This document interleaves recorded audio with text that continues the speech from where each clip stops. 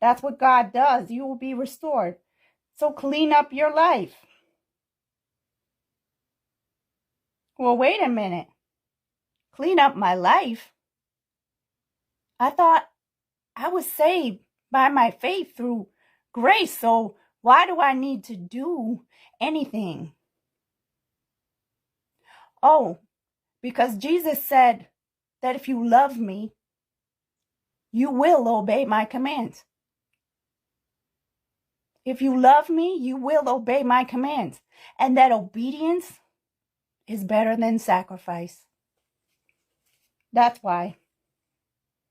If you give up your lust for money and throw your precious gold in the river, the Almighty Himself will be your treasure. He will be your precious silver.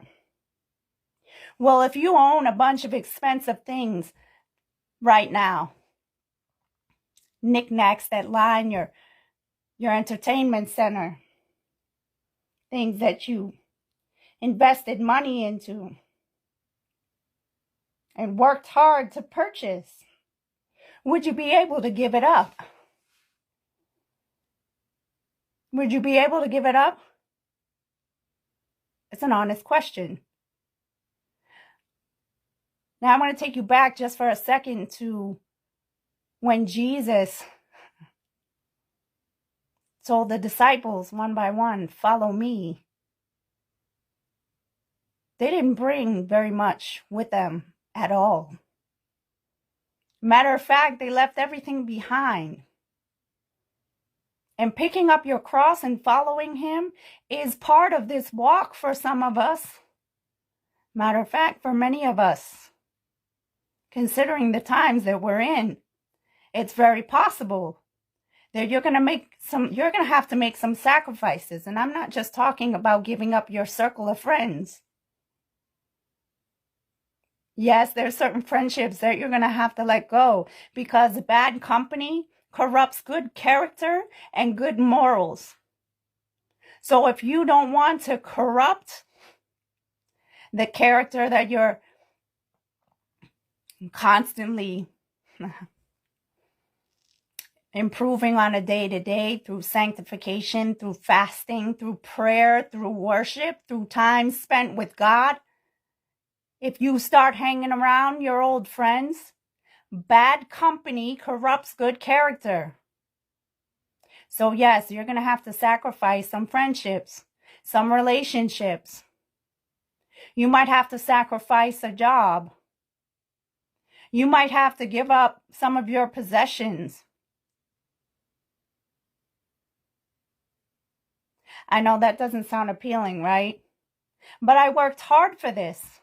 I earned this. I deserve this.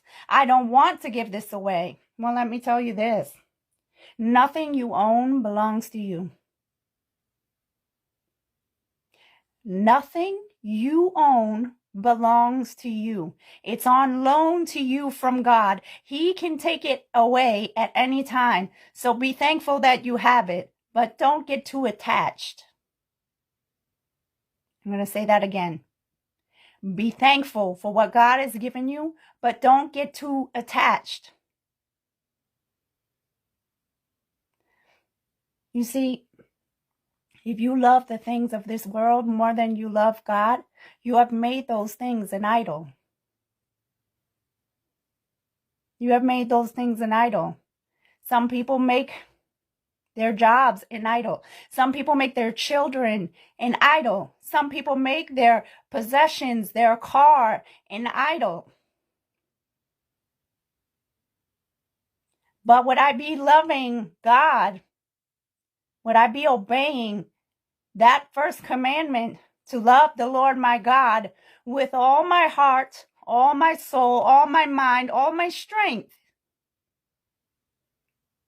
if I don't want to give up what He tells me to? It's just something to think about. Then you will take delight in the Almighty and look up to God. You will take delight in the Almighty and He becomes your treasure.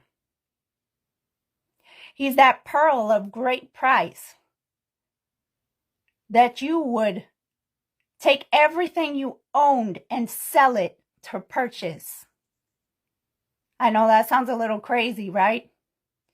But once you have cultivated a relationship with Jesus Christ and you spend enough time in the presence of God,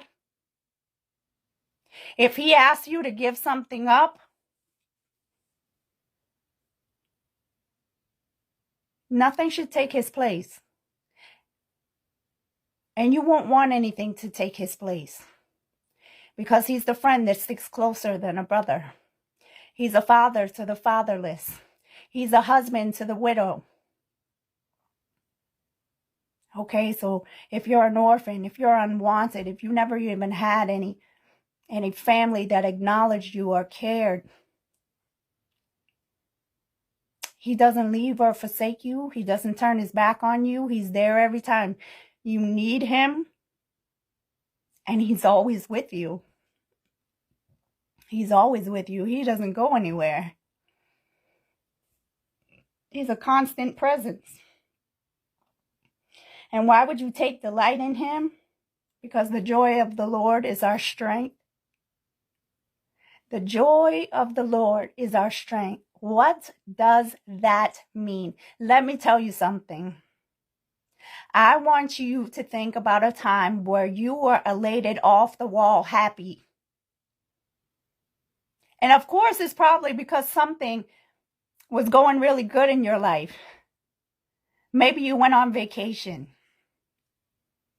Maybe you just got some really good news or a promotion or something that was worth celebrating.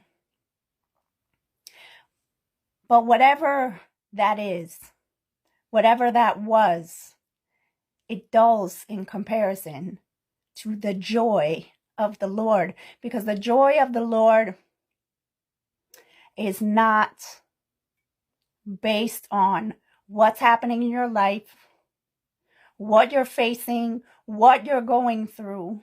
No, you can get into God's presence and tap into the joy of the Lord when everything else is total chaos. And that's why people get confused. Wait a minute. How are you sitting there skipping around in the yard, worshiping and raising your hands and full of smiles? I know what's happening in your life. What do you have to be so joyful about? I've got Jesus Christ. I've got the Spirit of God, the same Spirit that raised Jesus Christ from the dead, ascended him up to the right hand of the Father. I've got that same Spirit on the inside of me. So my happiness is not dependent on everything that's going on around me, because I have someone who loves me unconditionally, someone I can always depend on, someone that comforts me like no other. I have a peace that I can tap into when everything else is telling me I should be afraid, I should panic, I don't know what I'm going to do next, I should try to figure this thing out on my own. But there's a peace that happens when you know God's got me. I can trust him. And I know he'll lead me to the right place. And I know he'll open the right doors. And I know his timing is perfect. And I don't question delays. I don't even question inconveniences. Why would I? God is purposeful. There's reasons for inconvenience. There's reasons for delays. Try to find out what they are. If you pray to him, and he will hear you, and you will fulfill your vows to him. So you will pray to him, he will hear you, and you will fulfill your vows to him. You will succeed in whatever you choose to do.